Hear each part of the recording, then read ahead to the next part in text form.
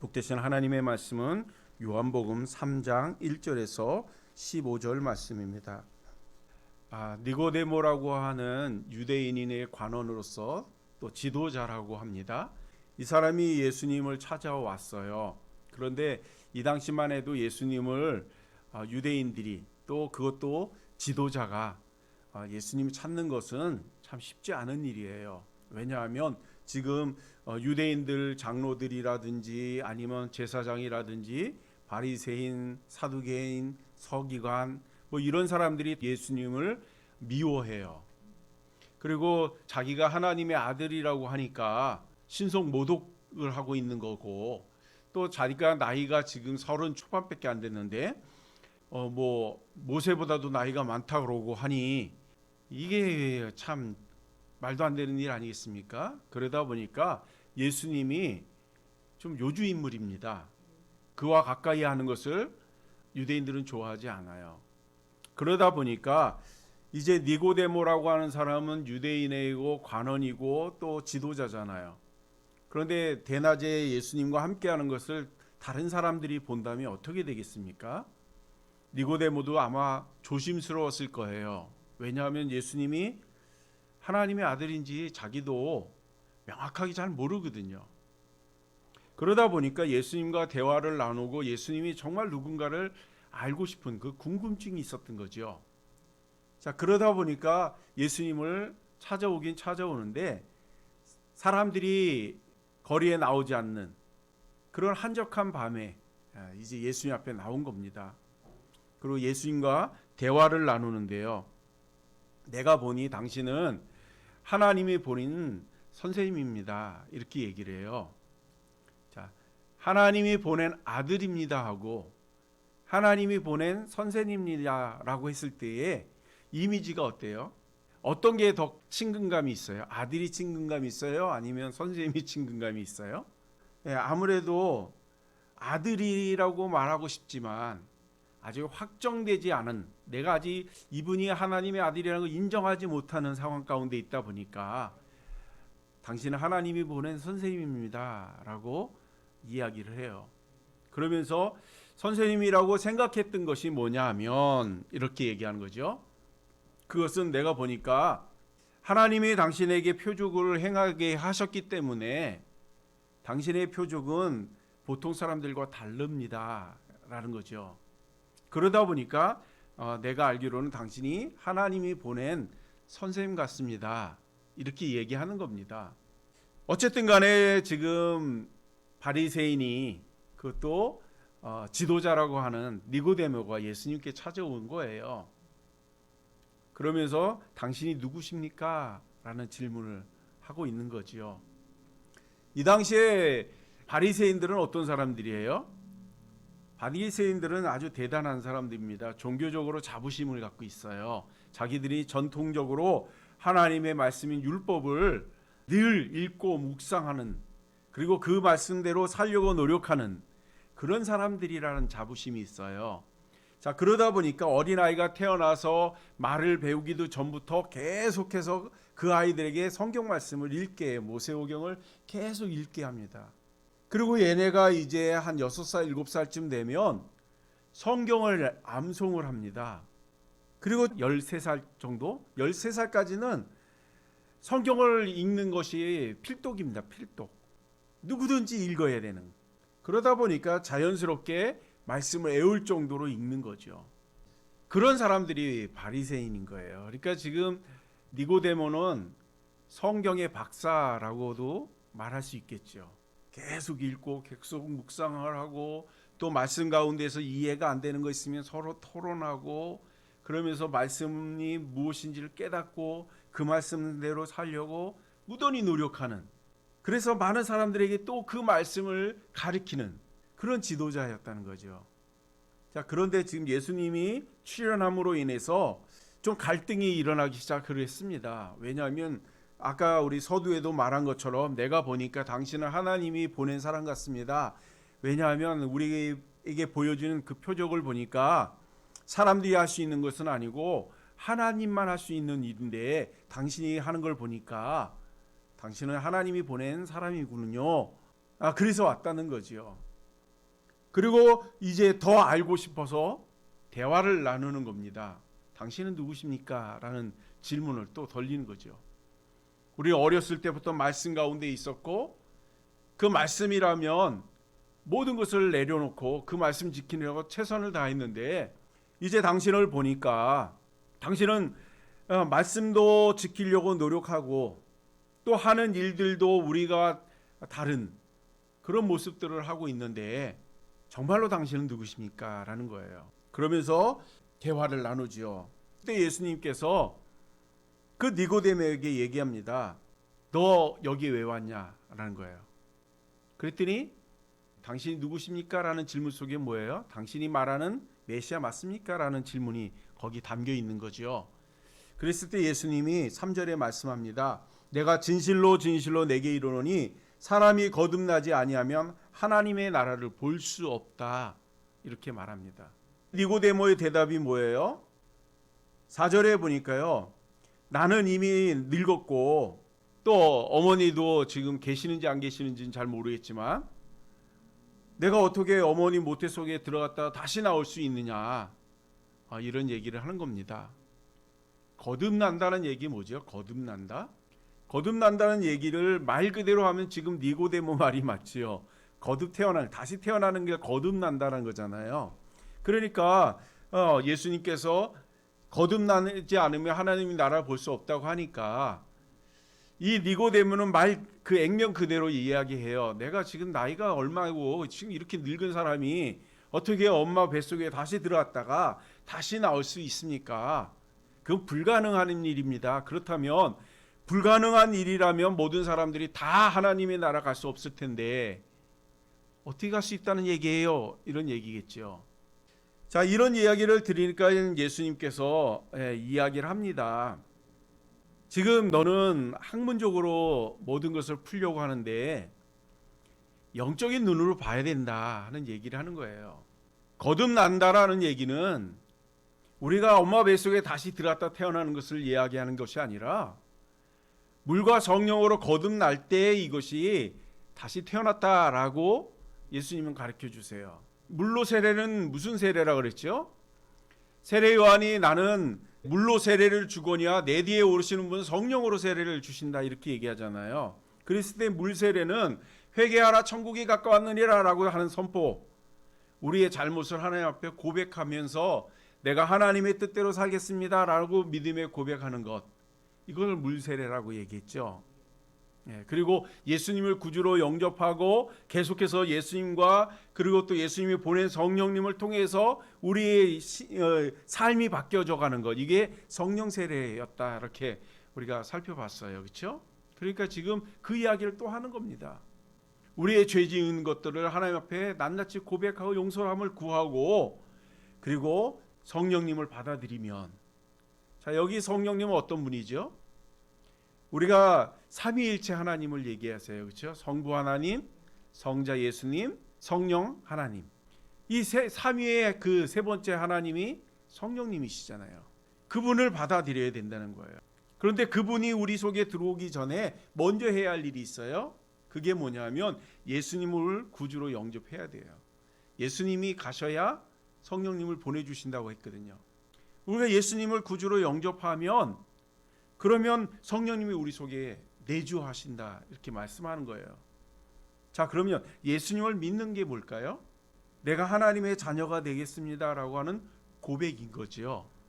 그 고백이 이제 우리가 주님 앞에 죄를 고백하고 우리의 삶이 이제는 당신의 것입니다라고 소유권을 넘겨주는 것, 이것이 믿음이고 이것이 신앙 고백인 거예요.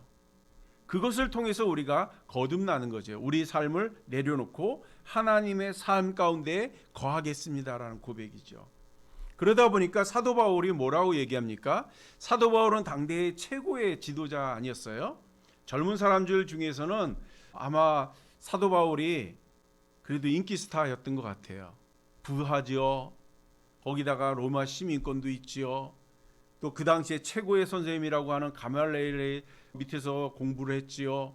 그리고 다른 친구들보다도 더 뛰어나게 공부를 잘했다 이렇게 표현하잖아요. 그리고 얼마나 많은 것을 구경을 했겠어요. 그렇죠? 그러니까 세계에 돌아가는 것들이 아마 훤하게 알고 있었던 사람이 사도 바울이었을 거예요. 그러나 그가 뭐라고 고백하냐면, 내가 하나님의 영광 가운데 거하고 성령님이 내 속에 있는 것을 경험한 이후에는 내가 알고 있는 모든 지식, 내가 갖고 있는 모든 것, 이것이 다 배설물같이 여겨진다고. 이제 그거 다 내려놓고 내 새로운 삶을 살겠다라고 고백을 하잖아요. 이게 바로 거듭남인 거예요. 예전은 내 상식을 가지고 살았지만 이제는 하나님을 의존하는 거예요. 하나님 앞에 맡기고 하나님이 도와주신 대로 사는 것, 이게 거듭남이거든요. 예수님이 그 이야기를 지금 하시는 거예요. 그랬더니 니고데모가 이해를 했을까요? 여전히 잘 이해하지 못해요. 자, 그러니까 예수님이 비유로 한 가지를 이야기합니다. 7절, 8절 우리 한번 같이 읽어볼까요? 시작. 내가 내게 거듭나야 하겠다 하는 말을 놀랍게 여기지 말라. 바람이 임의로 불매 내가 그 소리는 들어도 어디서 와서 어디로 가는지 알지 못하나니 성령으로 난 사람도 다 그러하니라. 아멘. 자, 바람이 있어요, 없어요? 바람? 어떻게 알 수 있어요? 바람 보셨어요? 우리는 바람이 눈에 보이지 않아요. 그런데 그 바람이 불면 우리는 느낄 수 있어요. 어떨 때는 따뜻함으로 이렇게 다가오기도 하고요. 어떨 때는 막 한기가 느낄 정도로 차가운 것이 느껴지기도 하고요. 또 가끔 가다가 바람을 실상으로 보지는 않지만 지나가는 흔적을 볼 수 있는데요. 그게 뭐냐면 나무들의 낙엽이 흔들린다든지, 옷을 걸어 놓는데 이 빨래가 막 흔들린다든지, 이런 거를 보면서 아, 저게 바람이구나 라는 것을 알 수 있는 거죠. 마찬가지로 성령님도 우리가 눈으로 보지는 못해요. 그러나 우리가 성령님을 느낄 수가 있다는 거예요. 어떻게 느낄 수 있죠? 그렇죠. 기도하면서 만져주심을 보고 감사하다는 표현도 나오고 그러죠. 예, 맞습니다. 우리가 찬양을 하고 기도를 하고 예배를 드릴 때에 마음에 평안함이 오고 마음에 기쁨이 넘치기도 하고 만져주시는 것 같은 것을 경험하는 거지요. 그것을 예수 믿지 않는 사람한테 얘기하면 그 사람들이 알아들을 수 있을까요? 못 알아들어요. 왜요? 보지 못했으니까. 그러나 우리가 사도행전에 보면 예수님께서 제자들에게 뭐라고 얘기하냐면, 너희들은 예루살렘을 떠나지 말고 하나님이 약속한 그 선물을 받으라고. 그랬을 때 예수님의 제자들이 오순절날 모여 있었습니다. 그럴 때 예수님께서 성령님을 보내주시는데요. 그 성령님의 모습이 어떤 모습이었을까요? 그 성령님의 모습은 우리 눈으로는 보이지 않았어요. 그러나 사도행전 2장 1절에서 4절에 보니까 표현이 이렇게 표현됩니다. 오순절 날이 이름에 그들이 다 같이 한 곳에 모였더니 호련히 하늘로부터 급하고 강한 바람 같은 소리가 있어 그들이 앉은 온 집에 가득하며 마치 불의 혀처럼 갈라지는 것들이 그들에게 보여 각 사람 위에 하나씩 임하여 있더니 그들이 다 성령의 충만함을 받고 성령이 말하게 하심에 따라 다른 언어로 말하기 시작했다는 거예요. 자, 성령님이 임할 때에 마치 급한 바람과 같이, 그러면서도 불의 혀 같은 그런 것들이 막 보인 거예요. 그리고 입술로 뭔가를 막 기도했는데 그 기도가 방언으로 터졌다는 거죠. 자, 사람들이 그 모습을 볼 때에 그 사람들을 어떻게 봤을까요? 막 방언으로 막 하는데 그거를 사람들이 봤을 때에 어떻게 봤을까요? 사도행전에 보니까 두 가지 표현으로 얘기하는데요.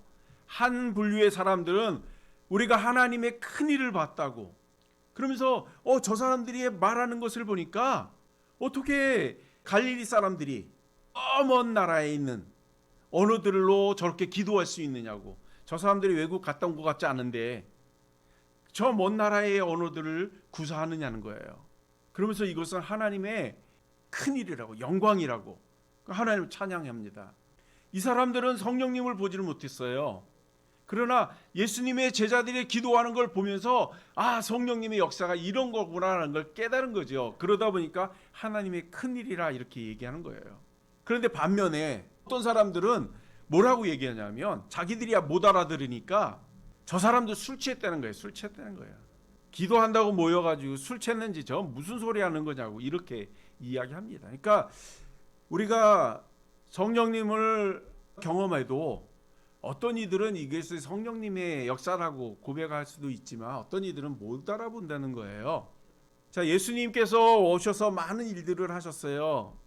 하나님의 나라에 관한 이야기들도 했고 또 많은 기적들과 이적을 이루죠. 바다를 걸어가기도 하고 폭풍을 잠잠케 하기도 하고 죽은 사람을 살리기도 하고 굶주린 사람들에게 그냥 떡과 포도주를 먹이기도 하고 또 우리가 요한복음을 시작하면서 물이 포도주가 되는 기적도 하고 많은 일들을 했잖아요. 그렇죠? 그걸 많은 사람들이 봤거든요. 그런데 그 사람들이 그걸 보고 이것은 하나님의 일이야라고 생각하지 못한다는 거죠. 그러나 니고데모는 어때요? 이것은 하나님의 일이라고, 사람은 할 수 없는 일이라고. 그러니까 예수님을 향해서 이 사람은 하나님이 보낸 선생님입니다 이렇게 이야기하는 거 아니겠어요? 우리도 성령님이 하시는 일을 볼 수 있는 은혜가 있기를 소망합니다. 만져짐을 경험하고 하나님을 찬양하는 저와 여러분들이 되기를 소망합니다. 이것은 말로 한다고 해서 모든 사람이 다 받아들일 수는 없어요. 예수님이 보여줬는데도 불구하고 깨닫지 못하는 사람들이 있잖아요. 많은 사람들은 이렇게 얘기하죠. 하나님 한 번만 보여주면 내가 믿겠다고. 그런 사람들이 있어요.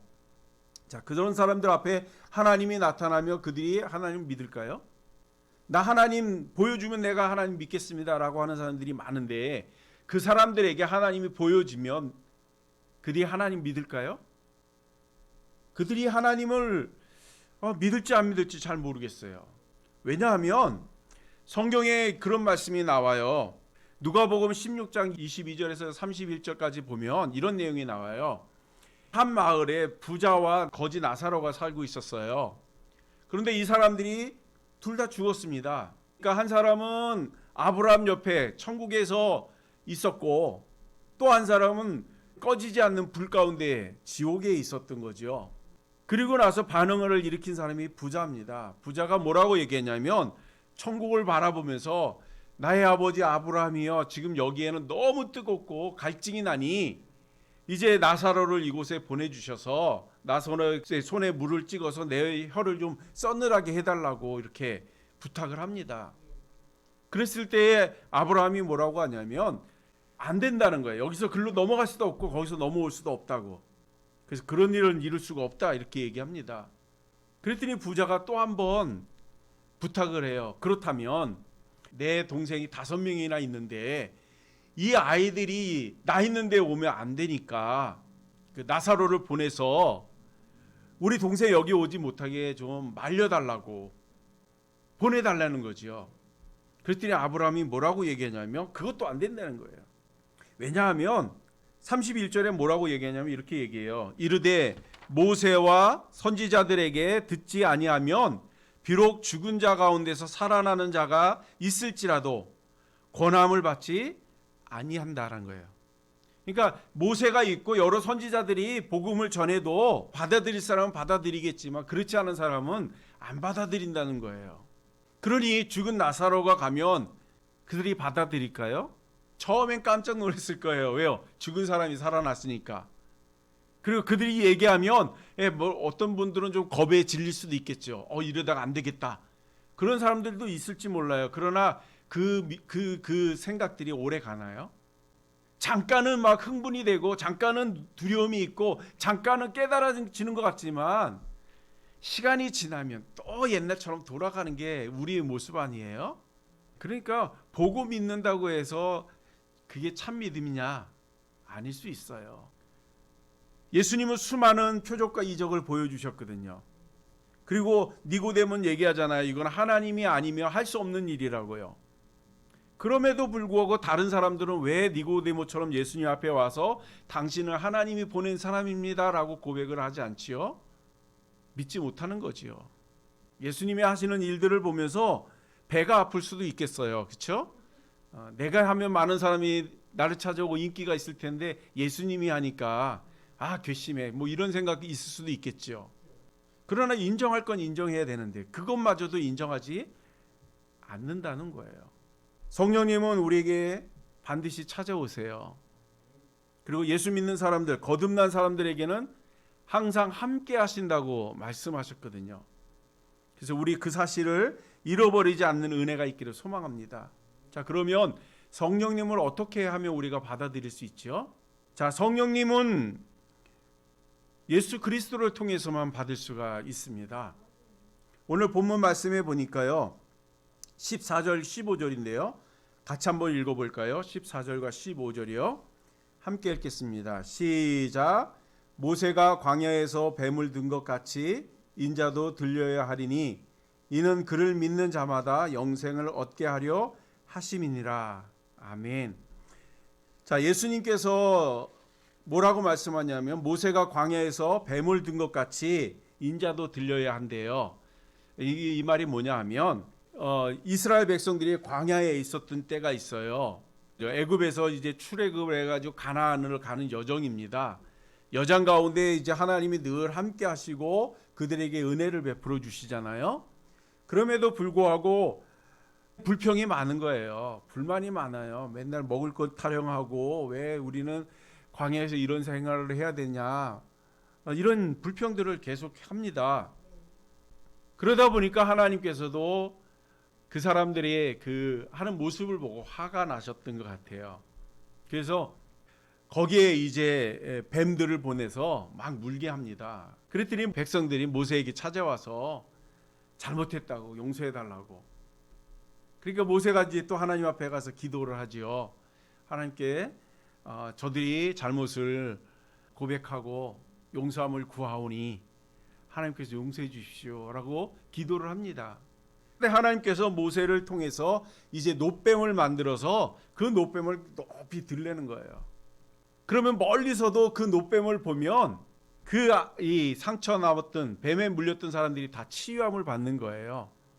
자, 그러다 보니까 사람들이 어떻게 해요? 다 놋뱀을 바라본 거죠. 그리고 나음을 얻었습니다. 마찬가지로 예수님께서도 들려야 된대요. 이 말이 뭐냐면 예수님이 십자가에 달리시는 걸 얘기하는 거예요. 그리고 예수님이 모든 사람들, 죄 있는 사람들, 병든 사람들, 죽기에 일보 직전의 사람들, 어떤 사람이든지 그 놋뱀을 본 것처럼 예수님을 보면, 그리고 예수님이 나를 위하여 십자가에 못 박혔다는 것을 믿고 고백하면 그들에게 사함을 주시는 거예요. 영원한 삶을 주시겠다는 거죠. 그 영원한 삶을 주시겠다는 얘기가 15절에 뭐라고 얘기합니까? 이는 그를 믿는 자마다 영생을 얻게 하시겠다는 거예요. 이게 거듭남이에요. 나 혼자 살 때는 한계가 있습니다. 그러나 예수 믿으면 영원한 삶이 주어진다는 거예요. 이게 거듭났다는 거죠. 하나님의 은혜 안에서 우리가 날마다 거듭나는 은혜가 있기를 소망합니다. 그리고 하나님의 그 거룩함에 동참하는 그런 저와 여러분이 되었으면 좋겠습니다. 그러면 성령님은 우리를 떠나지 아니하세요. 늘 우리와 함께 하십니다. 성령님이 우리와 함께 하시면서 계속해서 예수님의 말씀을 깨닫게 해주신다고 얘기해요. 우리가 성경을 읽으면서도 잘 이해가 안 되는 부분들이 있을 때 우리가 기도하면서 성령님의 도움을 구하면 성령님이 그것을 볼 수 있는 눈을 주시겠다는 거예요. 그래서 예수님의 말씀을 깨닫게 해주시는 역할이 성령님의 역할이래요. 또 우리 마음속이 흔들릴 때 우리의 마음을 바로잡아 주시게 하시는 분, 그분이 성령님이시라고 성경이 이야기합니다. 그리고 우리가 평상시에 살아가는 동안에도 우리가 옳고 그름을 판결하는 것들, 이때 지혜를 주시는 분이 성령님이시고요. 우리의 삶 가운데 아까 우리 권사님이 말씀하신 것처럼 기도할 때 그 기도를 들으시고 응답하시는 분이 또 성령님이시래요. 또 때로는 우리가 바쁘고 여러 가지 막 분주하게 살다 보면 기도하는 시간을 놓칠 때도 있잖아요. 그럴 때에 말할 수 없는 탄식으로 우리를 대신해서 기도해 주시는 분이 성령님이시라고 성경이 이야기합니다. 그러니까 성령님은 우리와 늘 함께 하세요. 눈에는 보이지 않아요. 바람과 같이 보이지 않을 수 있어요. 그러나 우리가 기도하고 또 되어지는 일들을 통해서 아, 이분은 성령님이 이 기도에 응답하시는구나라는 것을 우리로 하여금 깨닫게 해주신다는 거예요.